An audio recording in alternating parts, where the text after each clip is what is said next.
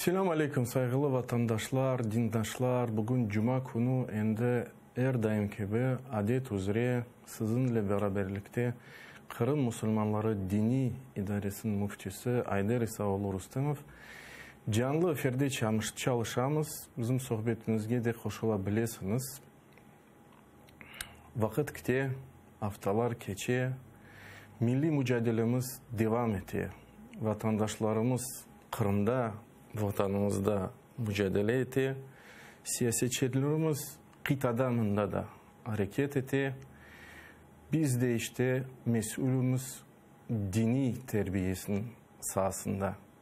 Ve Allah izinle inşallah her daim adet üzere yavaştan dini kıymetlerini vatanımıza, nesillerimizge anlatmaya, öğretmeye çalışacağız inşallah. Bugünkü mevzumuz kıyamet günü. Vade etkenim gibi. Geçen sefer oburus'un haftasında biz aslında başladık bu mevzunu kıyamet günü hakkında deliller getirdik. Kur'an-ı Kerim'den bir sıra deliller yani ayetler mutlaka kelgenini ispat etken deliller, metinler yani ayetler. Yani Allah Subhanahu Teala Yüce Kitabında indirilgen ayetler. Şimdi ise böyle sorularga cevap kıdarmağa tırışacağımız. İnsanlardan birisi bilemi ne zaman kıyamet günü gelecek? Ne için Allah Subhanahu Teala kıyamet günü ne zaman geleceğini insanlardan sakladı? Ne için bu bilgi gizli?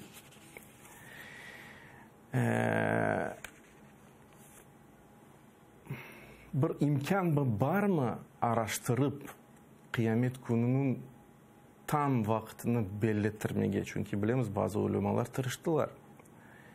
Ve bunu bu bilgilerini getireceğimiz aslında meraklı. Ne için Allah Subhanahu Teala öyle yaptı ki kıyamet günü belli değil ne zaman gelecek? Hikmet nerede? Kıyamet gününün yakışlanğanın işaretleri, ayetleri vesaire. Elbette ki vaktimiz yetkinine kadar. Demek ki endi belli oldu. Biz aslında geçen sefer ayetler getirdik. Allah Subhanahu Teala nice ayetlerde ayta ki kıyamet günü yakındır. Yani son peygamber kelgen son, yani Muhammed sallallahu aleyhi ve sellem kelgen son, Hatimul Enbiya peygamberlerin muhuru artık kıyamet günü yakın olganını biz bilemiz. Çünkü ayetlerde geçe "İqtaraba linnâsi hisabuhum" İnsanların hesap vakti yakınlaştı. Ve hum fi gafletin mu'ridun. Onlar ise gaflette vakitini geçirirler, gaflette bulunalar.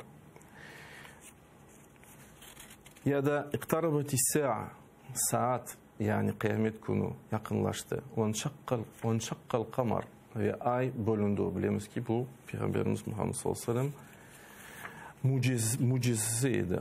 Ya da Allah Subhanahu Teala ayta ki "İnnehum yaravnahu ba'ida" muhakkak ki onlar yani iman etmeyen insanlar onu yani kıyamet gününü uzak görürler. "Ve narahu qariba" biz ise o günü yakın göremiz.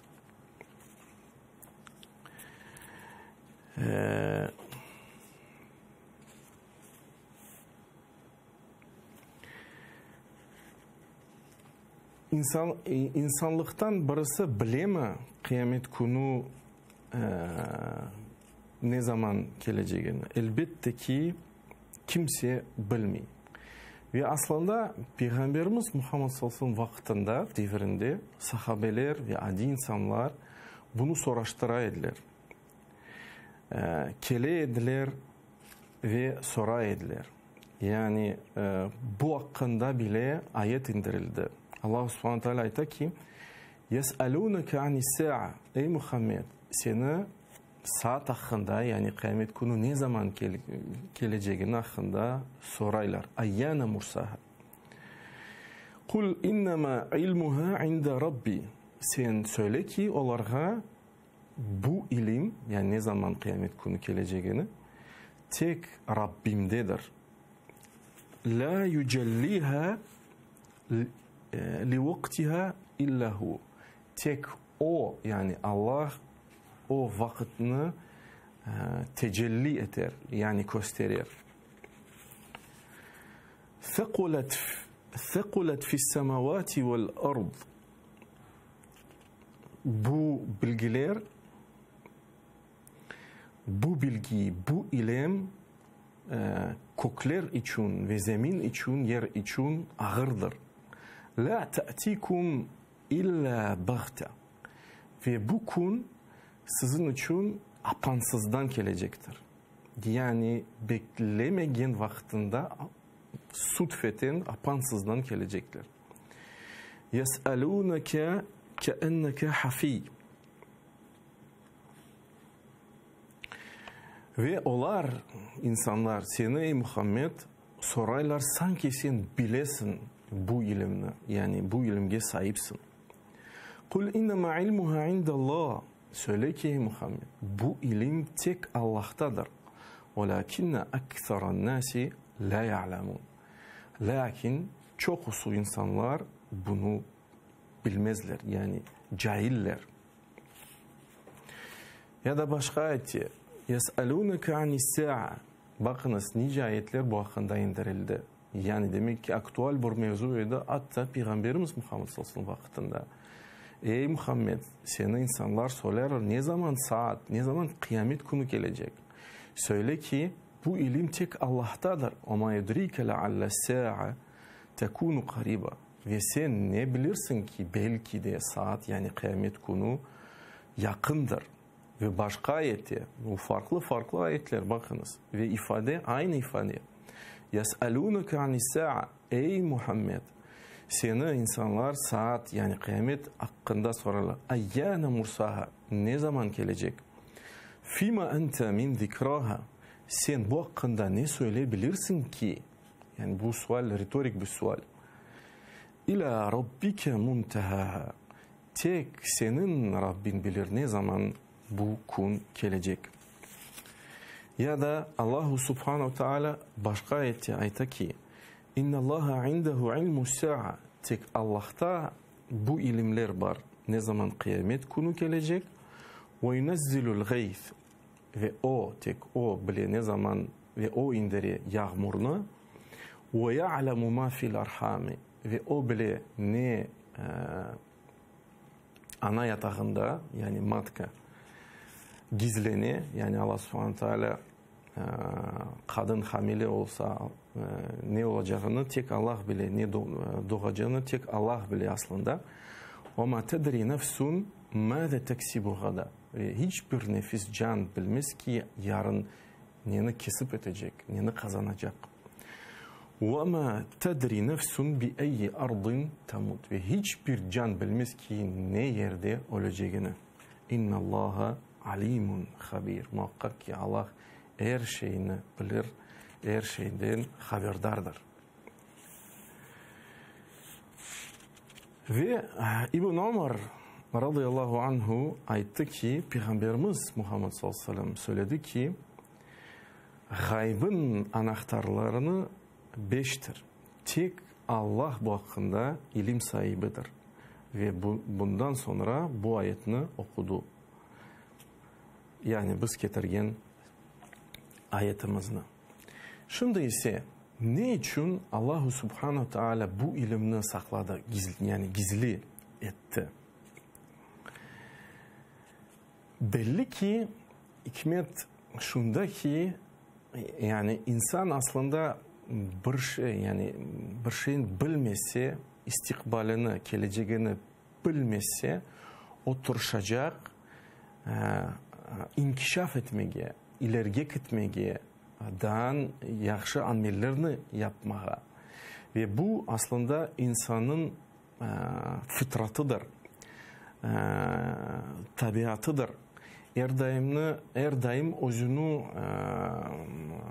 harekette tutacak bir şeylerge gayri malum, yani bilgilenmeyen istikbalına hazırlanacak. Hikmet bundadır. Ve öz kudretlerini, öz imkaniyetlerini inkişaf edecek.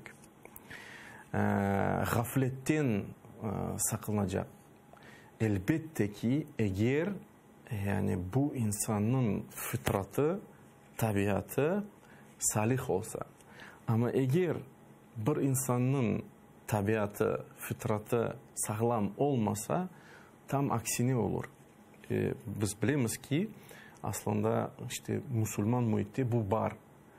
Yani ne yapalım ki fitneler gelecek, ne yapalım ki tek Mehdi gelir, bu Müslüman toplumunu idare edebilir, ıslah edebilir. Bilemiz ki Şiilerde böyle iddialar var. Bilemiz ki hatta bazı insanlar özlerini zannetti, men Mehdi ve ilan etti ve ilahire. Ve bu mesele elbette ki insanın tabiatına bağlı, insanın yüreğine bağlı. Eğer onun kalbi yüreği temiz olsa, yani bu hikmet tecelli etti. Eğer onun yüreği ve tabiatı yaramıyorsa, pis olsa, elbette ki tam aksine netice menfi olacak. Menfi demek отрицательно. Meraklı olan nokta,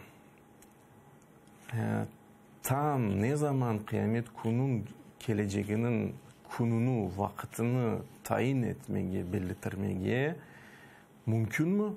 Yok, mümkün değil. Yasaktır aslında. Gene de ayetlerge göre, yani çünkü Resulullah'tan sallallahu aleyhi ve sellem geldiler ve sordular. Yasalûneke anisa, ne zaman ey Muhammed kıyamet günü gelecek? Ve Allah subhanahu teala öz peygamberine, öz son Resulüne emir etti. Kul innema ilmuha indallah. Ey Muhammed söyle ki bu ilim tek Allah'tadır. Ve biliriz ki hatta Cibril aleyhisselam insan sıfatında geldi bu uzun hadiste ve sahabelerini öğretmek için oturdu Peygamberimiz Muhammed sallallahu aleyhi ve sellem yanına ve başladı sualler vermeye Peygamberimizge sallallahu aleyhi ve sellem. Sanki o bilmiyor ve cevap ala Peygamberimizden. Aslında o her şeyini biliyor ama işte bu ders, ibret olarak bu hadise Allah subhanahu teala bu hadisini ümmetimizge bağışladı. Öğrenmek için ve hatta nasıl öğrenmek için. Ve işte suallerden birisi Cibril aleyhisselam Peygamberimizden Muhammed sallallahu aleyhi ve sellem sordu. Ey Muhammed, ne zaman kıyamet günü? Ve Resulullah sallallahu aleyhi ve sellem ayıttı ki menden sorgan zat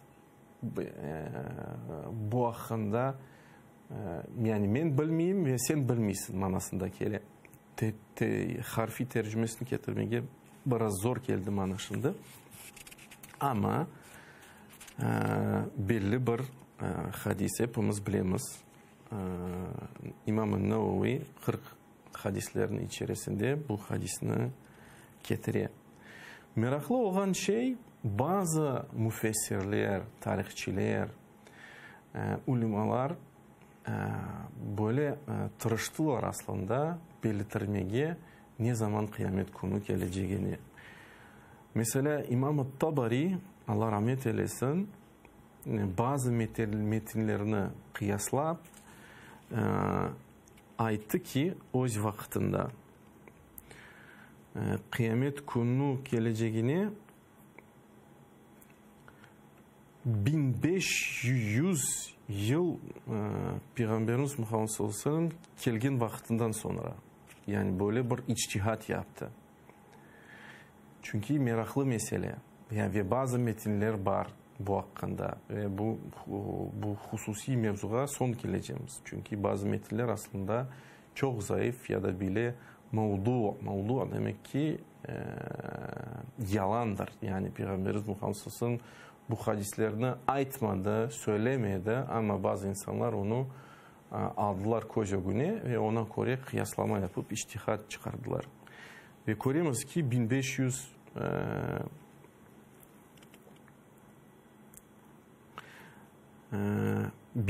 değil, 500 afu edersiniz.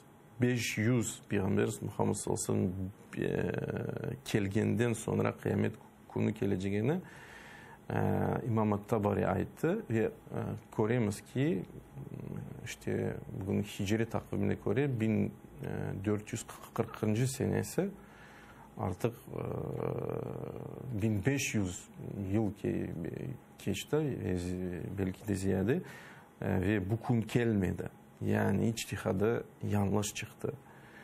Ve bilemiz ki İmam-ı Suyuti Allah rahmet eylesin o da bazı içtihatlarda bulundu.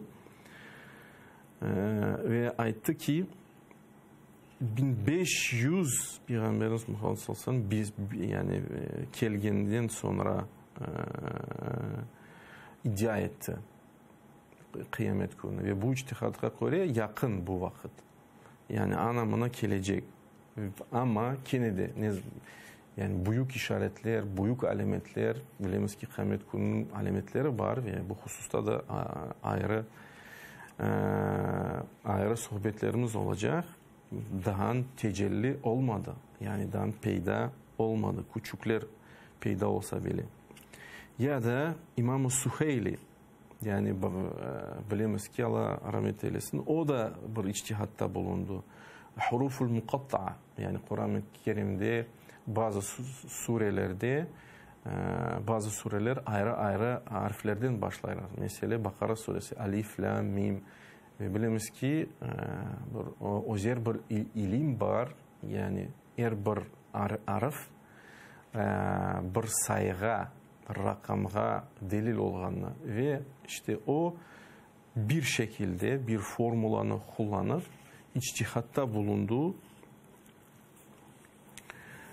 tekrarlanan olgan harflerini o çetki aldı ve kalan harflerini topladı yani birleştirdi sayı olarak her bir harf bir sayıga delildir.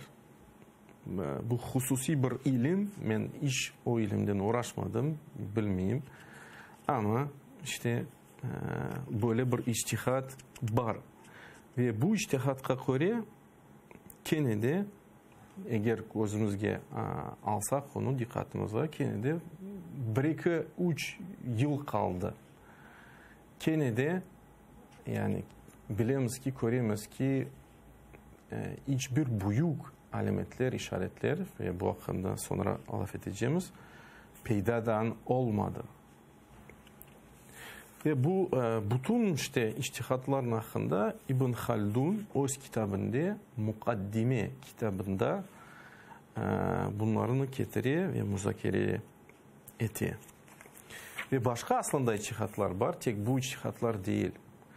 Ama ben aytkan gibi gene de en doğrusu bu gayb meselelerini hususan Allah subhanahu teala saklagan meselelerini karıştırmamağa. Çünkü aslında insanlar Peygamberimiz Muhammed sallallahu aleyhi ve sellem devrinde bunu bilmeye çalıştılar ve nice suallerinin geldiler Peygamberimizge Muhammed sallallahu aleyhi ve sellem. Ve bu yani ilimini Allah subhanahu teala gizli kıldı ve açmadı. Ve bilemiz ki hatta böyle bir hadise var.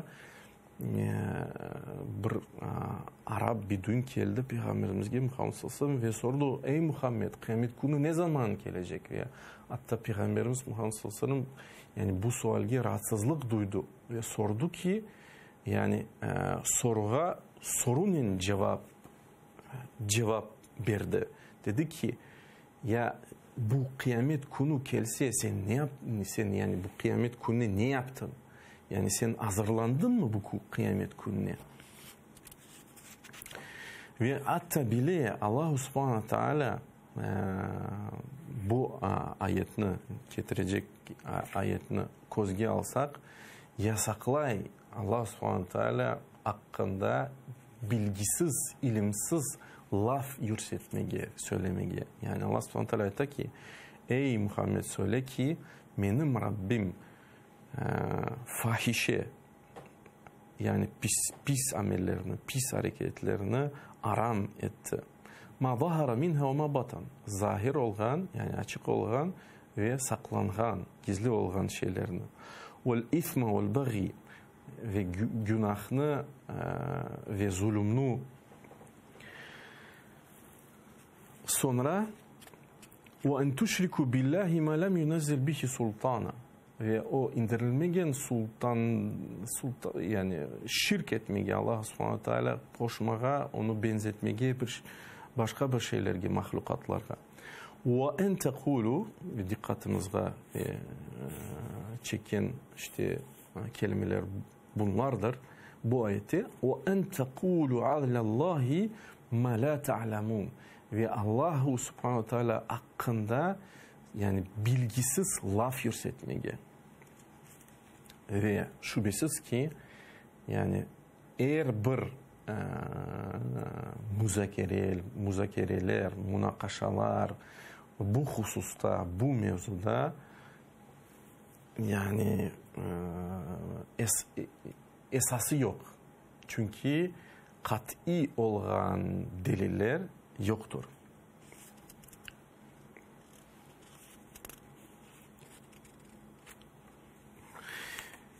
Ne için yoktur? Kennedy aytkan gibi. Çünkü yani bazı ulemalar bile bazı hadislerge dayandılar ama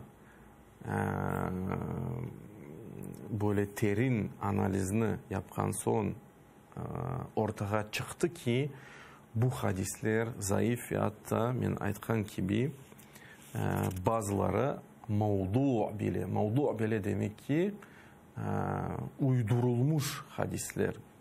Çünkü her daim İslam'ın, dinimizin düşmanlarını Peygamberimizge Muhammed sallallahu aleyhi ve sellem bazı yani söylenmegen sözlerini koştular. Yani bu ümmet mahsus yani doğru yoldan sapıtırsın diye maksatları böyleydi. Mesela bu hususta İbn-i Kayyim rahimahullah meraklı sözler var. Bilemiz ki bir hadis var. Bu hadiste sanki dersin bu alemin tam müddeti 7000 yılmış. Ve bu işte bazı insanlar zannederler bu eser hadis. Yani Peygamberimiz Muhammed'in sözleri. Ama aslında İmam İbn-i Kayyim ve başka ulemalar bile aytkanlarına göre ve analizleri göre o hadis değil. Yani Peygamberimiz Muhammed sallallahu aleyhi ve sellem bu laflarını söylemedi. Uydurulmuşlar bu laflarını Peygamberimiz gibi Muhammed sallallahu aleyhi ve sellem.